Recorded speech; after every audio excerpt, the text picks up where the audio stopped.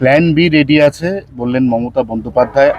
শুনানিতে কমিশনের জোড়া ফুলটা হাতছাড়া হয়ে গেলে উনি অন্য ফুল দিয়ে ডিজাইন করে লোগো রেডি করে রেখেছেন। কি বলবেন? পদ্ম ফুলটা রাখেননি তো আবার?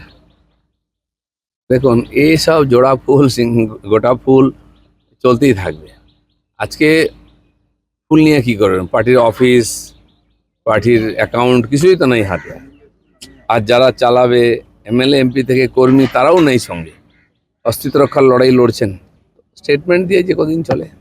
মালদায় টাকার পাহাড়।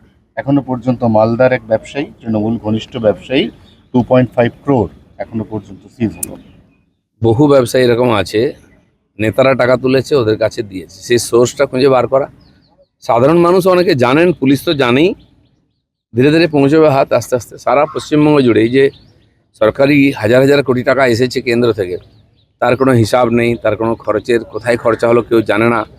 সমস্ত ডিপার্টমেন্টে সেই মানে ফান্ডই নেওয়া হতো যেটা লুট করা যাবে। তাহলে আমাদের পঞ্চায়েত বিভাগেও বহু ফান্ড আছে, তার কাজ করে হিসাব দিতে হবে বলে সে ফান্ডই নেওয়া হতো না। হাজার হাজার কোটি টাকা নিত না, কারণ কি? তা লুটতে পারবে না। সাধারণ মানুষের কাছে টাকাটা যাক, সে চিন্তা ছিল না। তো সে যেন শুরু হয়েছে, দেখুন অনেক দূরে ব্যাপার। শুভেন্দু অধিকারীর পিএকে হত্যাকারী হিসেবে যার নাম উঠে এসছে, তাকে সম্প্রতি উত্তর কলকাতার বিজেপির পোস্টারে দেখা গেছে। আবার সোনাপাপ্পু ঘনিষ্ঠ অজিত দ্বিবেদী, তাকেও ভারতীয় জনতা যুব মোর্চার একাধিক অনুষ্ঠানে রিসেন্টলি দেখা যাচ্ছে। মানুষ জিজ্ঞাসা করছে এ কোন পরিবর্তন? দেখুন, আমাদের মাননীয় রাজ্য সভাপতিও বলেছেন যে অনেক আমাদের পার্টির লোকেরাও ঘনিষ্ঠতা বাড়াচ্ছে ওদিকে। আমি জানি এখানে আশেপাশে বহু লোক আছে, কোটি কোটি টাকা নিয়ে ঘুরে বেড়াচ্ছে বিজেপিতে ঢোকার জন্য। টাকা তো সবার ভালো লাগে, কিন্তু এখনো পার্টি এদেরকে ঢুকতে দেয়নি। চিহ্নিত হচ্ছে, জানাও যাচ্ছে, আমরাও জানি কে কার সঙ্গে ঘুরছে কি করছে, কিন্তু ঢুকতেই পারে, ঘুরতেই পারে, কিন্তু পার্টিতে এইসব লোকের এন্ট্রি হবে না, এ ব্যাপারে সতর্ক আছে পার্টি। অভিষেক ব্যানার্জি টানা বিদেশ যেতে চাইছেন, আজকে সুপ্রিম কোর্টে তিনি মামলা করেছেন, দ্বারস্থ হয়েছেন যে বিদেশ যেতে চান। এখানে কোনো কাজ নেই তো, অভিষেক ব্যানার্জি কী করবেন? বিদেশ ঘুরে আসুন।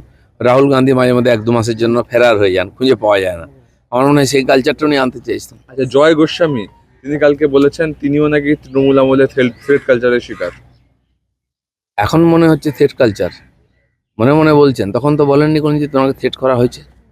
হয়তো হয়েছে কালচারে, কিন্তু কেন বলেননি, কেন মুখ খোলেননি? আজকে পাবলিক যখন হুটিং করছে তখন বলছেন। এতদিন তো ওদের সঙ্গেই ছিলেন, চুপও ছিলেন, না প্রতিবাদ করেছেন না কিছু করেছেন। কেন ওনাকে থ্রেট করবে? আরজি করের যে আন্দোলন হয়েছে তাতে গেছেন ওনারা? এটা তো কোনো রাজনৈতিক আন্দোলন ছিল না, এটি মেয়ের হত্যার প্রতিবাদে সমাজের প্রতিবাদ ছিল। তাকে তো অংশগ্রহণ করতে দেখিনি এই লোকে। তো আজকে পরিস্থিতি খারাপ, মানুষ জিজ্ঞেস করছে যে আপনি কোথায় ছিলেন, দোষের কি আছে? জেপিএসসি পরীক্ষায় ঝাড়খণ্ডে সেখানেও প্রশ্ন ফাঁস দেখা যাচ্ছে। এখানে জেএমএম এর সঙ্গে কংগ্রেসের জোট রয়েছে, তাহলে কি রাহুল গান্ধী একবারও বলবে না শিক্ষামন্ত্রী পদত্যাগের কথা? তিনি বলছেও না, কেন নরম? পাঞ্জাবে প্রশ্ন ফাঁস হয়েছে 3-3 বার, সেখানে আপ পার্টির সরকার। কর্ণাটকে বারবার হয়েছে, সেখানে কংগ্রেসের সরকার। ঝাড়খণ্ডে প্রশ্ন ফাঁস হলো, সেখানে জেএমএম আর কংগ্রেসের সরকার। সেটা প্রশ্ন হবে না। নিটে কেন হলো, তার জন্য মন্ত্রীর পদ থাকছে, সেটা তো হয়ে গেছে, এখন বাকিরা জবাব দিন।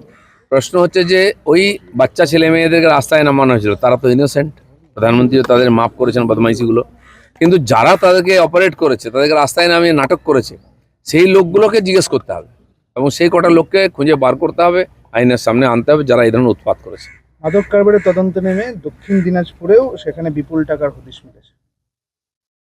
দেখুন, টাকা তো সব জায়গায় আছে, মাদক বলুন, সোনা পাচার, গরু পাচার, পাথর বালি থেকে আরম্ভ করে, এবং সোজাসুজি সরকারি প্রকল্পের টাকা লুট হয়েছে। আমরা জানি, তার জন্য উন্নয়ন হয়নি। আইবন তো বেরোতো না, এখন সবে বেরোতে আরম্ভ করেছে, প্রতিদিন দেখবেন এগুলো বেরোচ্ছে। পুলিশের কাছেও তথ্য আছে, তারা কিছু করতো না, ভয়ে চাপ ছিল বলে। শুরু হয়েছে, চলবে এখন। আচ্ছা, তসলিমা নাসরিন তিনি বলছেন যে মাদ্রাসাগুলো বন্ধ করে সেকুলার স্কুল করে দেওয়া হোক। আগে উনি এ ধরনের কথা বলেছেন, এখন তো তিনি এক আইন ইউসিসিরও সমর্থন করছেন। এই সরকার যে কাজ করছে তার সঙ্গে উনি একমত হয়েছেন, বঙ্গবাসী একমত হয়েছে, উনি একমত হয়েছেন। ভালো কথা, উনি ওনার মত পরিষ্কার করে বলেছেন। দলের শৃঙ্খলা রক্ষা কমিটি তোলাবাজ নেতা কর্মীদের নিয়ে কি ভাবছি? এদের তো মানুষের কাছে ভুল বার্তা যাচ্ছে। শৃঙ্খলা রক্ষা কমিটি এই জন্য আছে যে পার্টির শৃঙ্খলা কেউ ভেঙেছে কিনা, বাইরে কিছু করলে তার জন্য পুলিশ আছে, তারা দেখবে। আর আমাদেরও বক্তব্য যে আমাদের লোকেরা যদি এই ধরনের কোনো উল্টোপাল্টা কাজে যুক্ত হয়, সাধারণ মানুষের অধিকার আছে তার বিরুদ্ধে কমপ্লেন করা, পুলিশও কমপ্লেন করা, পার্টিকে জানানো, পার্টি তার ব্যবস্থা নেয়। অলরেডি 200-250 লোককে আমরা সাসপেন্ড করেছি এবং এই প্রক্রিয়া চলবে। দলে তৃণমূলের বেতন আটকানো কিভাবে সম্ভব? না, পার্টির পুরো সিস্টেম আছে, যে কেউ কাউকে প্রধান আমাদের প্রেসিডেন্ট বলে দিয়েছেন কাউকে না হবে না, তো কাউকে আমরা জয়েন করাচ্ছি না। হাজার হাজার লোক আসছে পার্টিতে জয়েন করার জন্য, না হয়নি কোথাও।